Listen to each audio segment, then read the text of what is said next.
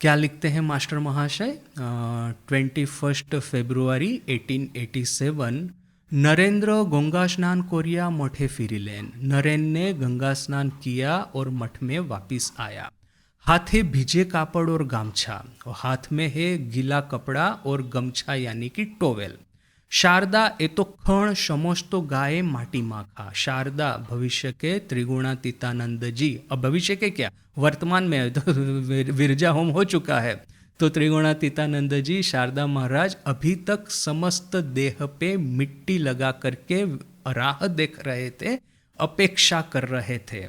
आशिया नरेंद्र के साष्टांग होइया नमस्कार करी लें। जैसे ही नरेन आया, नरेन को साष्टांग होकर के नमस्कार किया, प्रणाम किया। देखिए गुरु भाइयों का नरेन के प्रति कितना श्रद्धा है।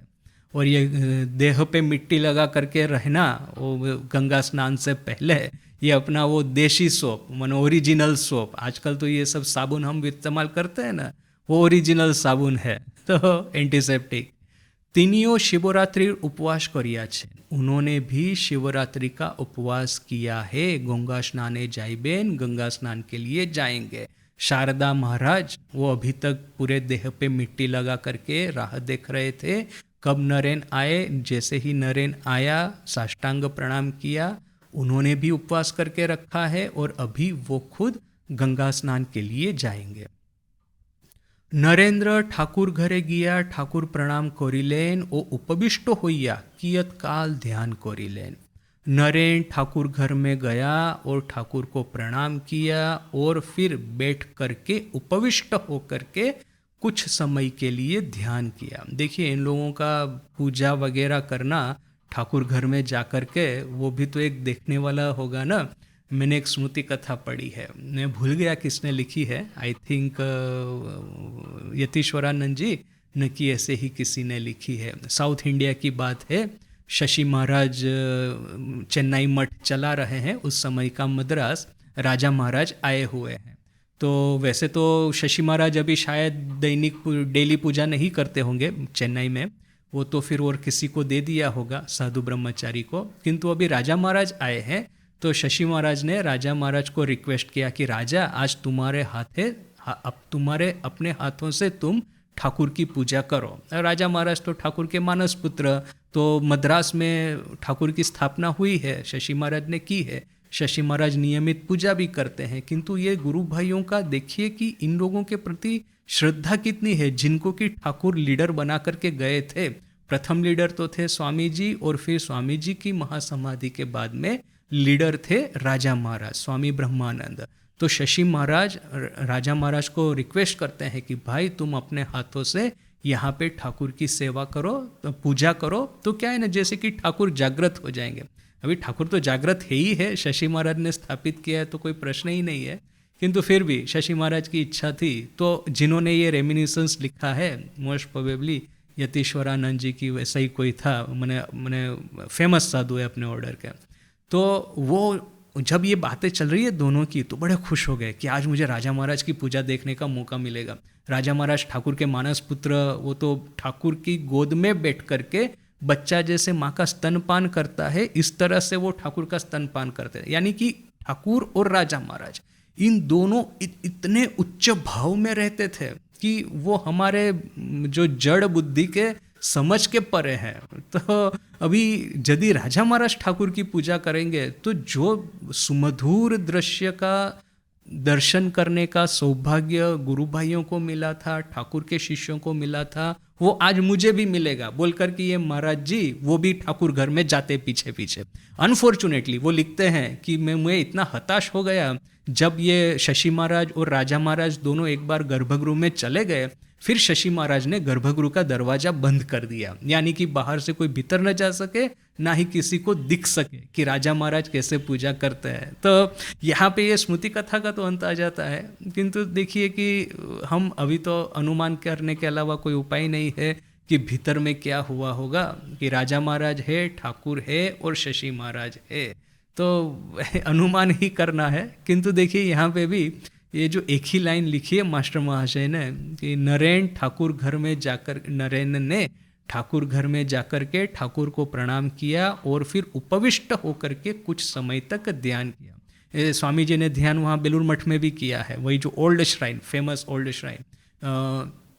मैं जब भी बेलूर मठ में था तो मेरा हमेशा के लिए ये रूटीन था कि इवनिंग आरती जब समाप्त हो जाती है उसके बाद में ओल्ड श्राइन के भीतर में जाकर के बैठ कर के वो पुराना मंदिर, यदि आपको पता होगा तो जहाँ पे आज मठ ऑफिस है, मैनेजर महाराज का जो कम ऑफिस है उसके ऊपर में स्वामी जी का बेडरूम है और उसके सामने जो बाकी जब जनरल ऑफिस है उसके ऊपर में अपना पुराना मंदिर है ओल्ड श्राइन। तो वहाँ पे ओल्ड श्राइन में क्या है कि वैसे तो डिवोटीज़ को जाने के लिए जो रास्ता है सिर्फ बाहर तक ही है, बाहर ही जा पाएंगे, किंतु साधुओं के लिए भीतर में जाने के लिए और एक सीढ़ी है। वहाँ से यदि ऊपर जाएंगे तो पहले फिर महापुरुष महाराज का बेडरूम आता है और फिर वहाँ से आप ओल्ड श्राइन के भीतर में प्रवेश कर सकते हैं। अभी हुआ ऐसा, मैंने ऐसा था, मैं जब ज्वाइन करने को गया था बेलूर मठ में तो पीपीटीसी, तो वहाँ पे ऐसा नियम था कि संध्या आरती के बाद में हम सभी ब्रह्मचारियों को स्वामी जी का जो समाधि मंदिर है वहाँ पे फर्स्ट फ्लोर पे जाकर के हमको ध्यान करना है, 1 घंटा पक्का बैठना है। किंतु वहाँ पे जाए उससे पहले जितने भी मंदिर है सब जगह पे प्रणाम कर लेना है। तो ओल्ड श्राइन में प्रणाम करना है, फिर वो सब जगह पे प्रणाम करना है। तो मैं ज्वाइन करने को आया ही था ना, उस समय मैंने ये सब कहानियाँ पढ़ के रखी थी कि हाँ ये ओल्ड श्राइन वही जगह है जहाँ पे भी राजा महाराज, स्वामी जी, महापुरुष महाराज, ये जितने भी स्टॉलवार्ड्स है अपने ऑर्डर के, सब ने वहाँ पे बैठ के ध्यान किया है।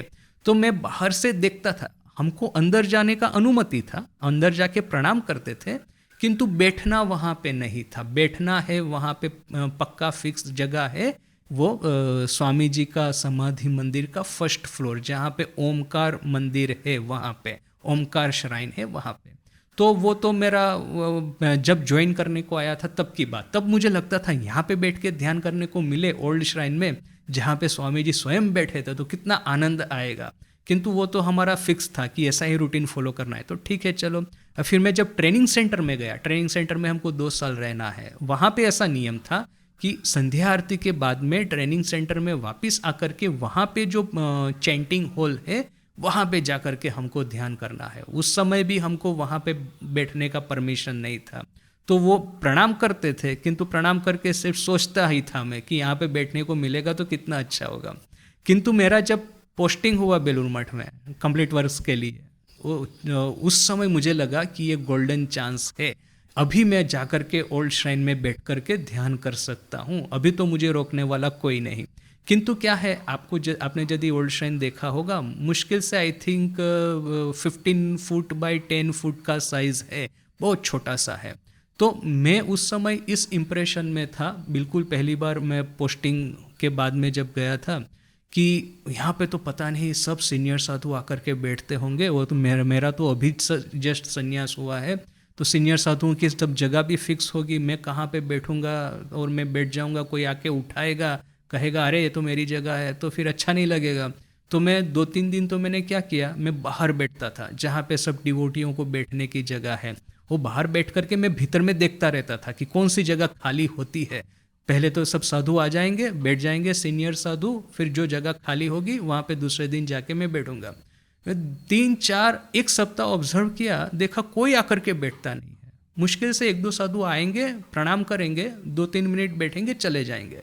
तो मैंने सोचा अरे ये पूरा खाली ही रहता है संध्या आरती के बाद में ओल्ड श्राइन, कैसी बात है, तो अच्छा है, मेरे लिए तो अच्छा ही है। फिर उसके बाद में मैं डेली जा करके वहाँ पे बैठता था।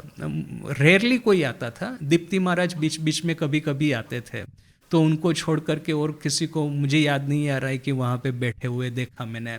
तो that was one of the best time कि पता है कि यहाँ पे ही ये ठाकुर ओरिजिनली स्थापित हुए थे बेलूर मठ में, इसी श्राइन में बैठ करके स्वामी जी ने भी ध्यान किया है, राजा महाराज ने भी ध्यान किया है, महापुरुष महाराज ने भी किया है, बाबूराम महाराज, शरत महाराज, जितने भी अपने गुरु भाई थे बेलूर मठ स्थापित करने के समय में जीवित थे, सदैव वर्तमान थे, सभी ने यहाँ पे ध्यान किया है। सो योगानंद जी, पता है ना, योगानंद जी का सर्वप्रथम देहांत हुआ था, बेलूर मठ देखने के लिए आए थे। बेलूर मठ में आई थिंक जमीन पे पैर रखा था कि नहीं, आई एम नॉट श्योर, किंतु इतना मुझे पक्का पता है कि बेलूर मठ की जमीन ले ली गई थी।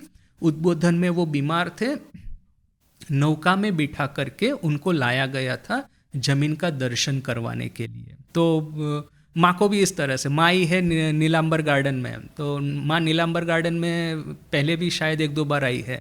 तो अभी जाने का समय है, उस समय मठ की ज़मीन तो खरीदी गई है और स्वामी जी वहाँ पे अपने से ऊपर, स्वामी जी थे कि नहीं शायद मुझे याद नहीं, किंतु बाकी सब गुरु भाई थे। तो माँ अभी नौका में बैठ कर के वापस जा रही है कलकत्ता। तो उस समय किसी ने मैसेज भेजा, मोस्ट प्रोबेबली राजा महाराज ने मैसेज भेजा कि माँ को कहो कि बेलूर मठ की नई भूमि अभी हमने खरीद की है, तो अपने श्री चरणों की रज वहाँ पे स्थापित करके जाए। तो वो फिर सभी, माँ ने भी कहा हाँ चलते हैं। फिर सभी लोग जो थे माँ के सेवक, माँ को लेकर के बेलूर मठ की भूमि पे गए। माँ ने एकदम, स्वामी जी थे स्वामी जी माँ को कहते हैं, माँ तुम्हार निजेर जाएगा, तुम्ही हाथ छेड़े एखाने घुरे बेड़ाओ, मैंने मैंने एकदम तुम्हारी खुद की जगह है, तुम एकदम शांति से, मतलब एकदम बिना किसी टेंशन के यहाँ पे हाथ छेड़े का क्या अर्थ होता है, एकदम विदाउट एनी टेंशन, एकदम शांति से, शांत चित्त से इस भूमि पे तुम विचरण करके घूमो। तो माँ ने भी बड़े ही आनंद पूर्वक वहाँ पे विचरण किया था। तो सारा ओली बुल वगैरह, निवेदिता वगैरह, वो वहाँ पे वो टेंट में रह रहे थे उसी भूमि पे, तो उनका भी, उनके साथ भी मुलाकात किया था। So that is Belur Math, ये उतना पावर है।